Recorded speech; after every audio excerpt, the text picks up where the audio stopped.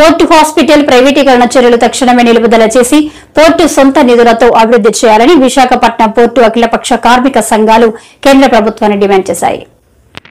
మంగళవారం జగదాంబ వద్ద నంటూరి ప్రసాదరావు భవనంలో అఖిలపక్ష కార్మిక సంఘాల ఆధ్వర్యంలో మీడియా సమావేశం ఏర్పాటు చేశారు.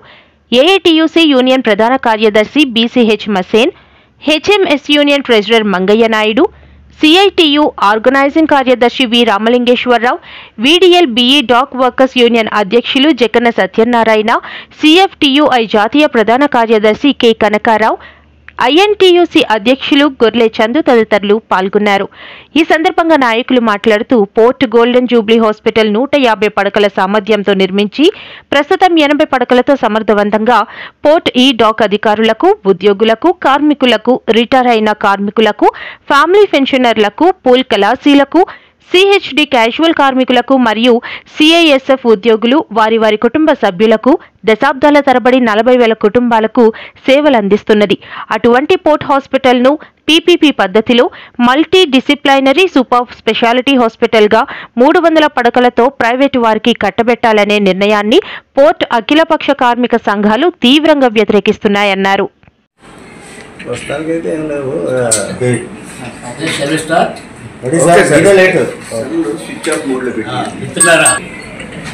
ఒక పెద్ద సంస్థ విశాఖపట్నంలో ఈ ఇండస్ట్రీస్ రాలేనటువంటి పరిస్థితిలో పోర్టే 1933వ సంవత్సరంలో ప్రారంభించడం జరిగింది.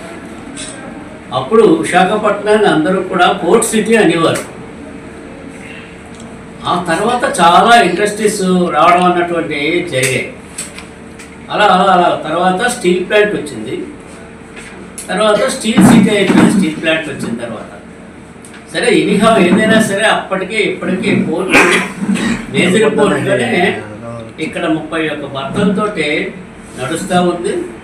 విదేశీ మార్క ద్రవ్యాన్ని దేశానికి చేకూర్చేది పోర్టు, ఎక్స్పోర్టు, ఇంపోర్టు, రవాణా వల్ల జరుగుతూ వస్తుంది.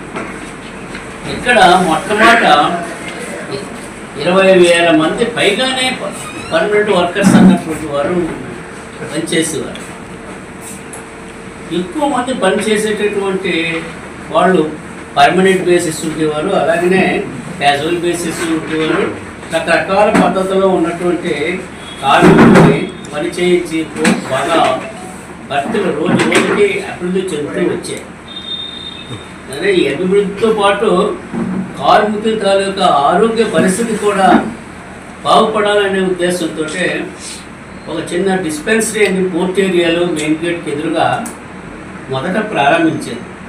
దాని ద్వారానే మెడికల్ సదుపాయాలన్నీ కూడా కార్మికుల ఫ్యామిలీస్కి ఇవ్వడం అన్నటువంటిది జరిగేది. అది రాను రాను కార్మికుల సంఖ్య పెరగడంతో పోర్టు అభివృద్ధి చెందుతూ ఉండడం వలన దీన్ని ఇంకా ఎక్కువ మొత్తాదులో కార్మికులకి సేవలు చేయాలనే ఉద్దేశంతో పోర్టు 50 సంవత్సరాలు నిండిన సందర్భంలో గోల్డెన్ జూబ్లీ హాస్పిటల్ అన్నటువంటిది ఇక్కడ సాలగ్రాంపురంలో ఒకటి ప్రారంభించడం అన్నటువంటిది జరిగింది. ఇప్పటి వరకు కూడా గోల్డెన్ జూబ్లీ హాస్పిటల్ ద్వారానే పోర్టులో ఉన్నటువంటి కార్మికులందరికీ వైద్య సేవలు అంతనేం జరుగుతుంది. కార్మికులకే కాకుండా కార్మిక కుటుంబాలకి, అదే రకంగా పెన్షనర్స్కి, డిపెండెంట్స్కి అందరికీ ఎనలేని సేవలు ఈ గోల్డెన్ జూబ్లీ హాస్పిటల్ ద్వారా అందుతూ ఉన్నాయి. ఇది all India port and dock workers federation organizing secretary, Visakhapatnam port employees union ట్రెజరర్గా ఈరోజు ఈ ప్రెస్ మీట్లో పాల్గొంటున్నాను.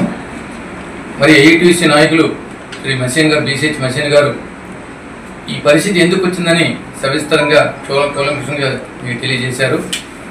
మరి ఇటువంటి పరిస్థితి పోర్టు యాజమాన్యం ప్రభుత్వం ఇచ్చినటువంటి ఆదేశాల ప్రకారం 11 ప్రధాన రేవుల్లో ఏ పోర్టులోనూ ఇంతవరకు ఇంత తొందరగా జరిగే ప్రయత్నం అయితే చేయలేదు.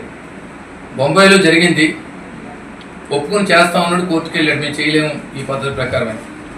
అలాగే చిన్న పోర్టులో ఏదో జరిగిందని అనుకున్నారు, కానీ ఏ పోర్టులో కూడా ఎంత తొందరగా హాస్పిటల్ ప్రైవేటీకరణ జరుపుదామనే ఉద్దేశంతో ఎవరు యాజమాన్యం ముందుకు రాకుండా ఈ పోర్టు యాజమాన్యం ముందుకొచ్చి యాక్చువల్గా ఏదైనా జరిగితే కార్మికుల మనోభావాలు పరిరక్షించే కార్మిక నాయకులు అంటూ ఉన్నారు, వారితో మనం సంప్రదించి ఏదైనా చేయాలన్న ఆలోచన పోర్టు యాజమాన్యానికి ఉండాలి. కానీ వారితో సంప్రదించకుండా యూనిలాటరల్గా ఏకపక్షంగా వాళ్ళ నిర్ణయాలు తీసుకొని దీన్ని ప్రైవేటైజ్ చేస్తామన్నది దుర్మార్గమైన ఆలోచన. అప్పటికి కూడా మేము అడిగినప్పుడు కూడా వాళ్ళు ఏం చేశారంటే గవర్నమెంట్కి అప్రూవల్ పంపిస్తే హైకోర్టుకి వెళ్తే హైకోర్టు కూడా చెప్పింది యూనియన్లు సంప్రదించకుండా మీరు చేయకూడదని ఒక ఆదేశం ఇచ్చినప్పుడు కూడా ఏదో మొక్కుబడిగా ఒక యూనియన్ మీటింగ్ పెట్టి మొత్తం దేశంలో ఉన్నటువంటి 6 ఫెడరేషన్ తాలూకా అనుబంధ సంస్థలైనటువంటి కార్మిక నాయకులు ఇక్కడ ఉన్నప్పుడు 6 కార్మిక సంఘాలు కూడా సంబంధించిన వాళ్ళు వెళ్ళి ముక్తకంఠంతో మీటింగ్లో మేము దీనికి ఒప్పుకోవట్లేదు, ఒకటే ప్రైవేటైజేషన్ చేస్తే దాదాపు పెన్షనర్స్ సర్వీస్లో ఉండేవాళ్ళు వాళ్ళ కుటుంబ సభ్యులు 40,000 మందికి అన్యాయం జరుగుతుంది.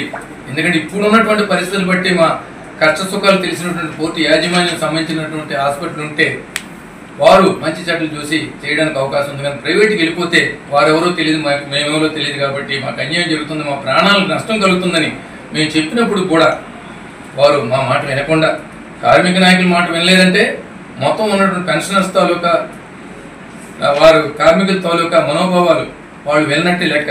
అంటే దుర్మార్గమైన ఆలోచన ఏంటంటే ప్రైవేటైజేషన్. దీన్ని మేము అడ్డుకోవడానికని ఈరోజు అఖిలపక్ష కార్మిక సంఘాలని మేము ఒక మాట మీద నిలబడి మొత్తం దాదాపు 15,000 మంది పెన్షనర్స్ ఉన్నారు, వాళ్ళ కుటుంబాలు చూస్తే 30,000 మంది ఉన్నారు. వాళ్ళందరూ కూడా సంతకాల సేకరణ కూడా జరిగింది. సంతకాలు పెట్టి మేము దీనికి అడ్డుకుంటాం వస్తామని చెప్పి ఒక 2-3 వేల మంది కూడా ఒకరోజు ఇక్కడ కార్యక్రమానికి అటెండ్ అవుతే పరిస్థితి ఉంది. కాబట్టి మేమందరూ ఒకటే మాట మీద ఉన్నాం, ఒకటే పాట మీద ఉన్నాం. రెండోది ఈ కార్యాచరణ గత నాయకులందరూ కలిసి ఆలోచించి రిలే నేర ఆర్థిక శక్తి మిగతా ఏవైతే ఉన్నాయో అవన్నీ కూడా ప్రారంభించి ఇప్పటి నుంచి మేము ముందుకెళ్తాం. ఆ విషయం తెలియజేద్దామని ఈరోజు ఈ ప్రెస్ మీట్ ఏర్పాటు చేయడం జరిగింది. ఇంకొక గురించి ఆలోచిస్తాను కానీ హాస్పిటల్ ప్రైవేటీకరణ గురించి ఎక్కడ ఆలోచించకుండా మన విశాఖపట్నం పోర్ట్ ట్రస్ట్లో దేశంలో ఉన్న ప్రధాన రేవుల్లో ఎక్కడ కూడా ఎంతో తొందరగా ఆలోచించకుండా ఈ పోర్టులోనే తొందరగా చేసేద్దామన్న ఉత్సాహం మరి ఎందుకు వచ్చిందో మా యాజమాన్యానికి మాకైతే అర్థం కాదు. కాబట్టి దీన్ని అడ్డుకొని పోర్టు యాజమాన్యమే దీన్ని నడిపించే విధంగా అంటే అప్గ్రేడ్ చేసే విధంగా ప్రయత్నం చేసి దీన్ని అడ్డుకుంటాం, ప్రైవేటైజేషన్ అడ్డుకుంటాం అని మీకు తెలియజేస్తాను.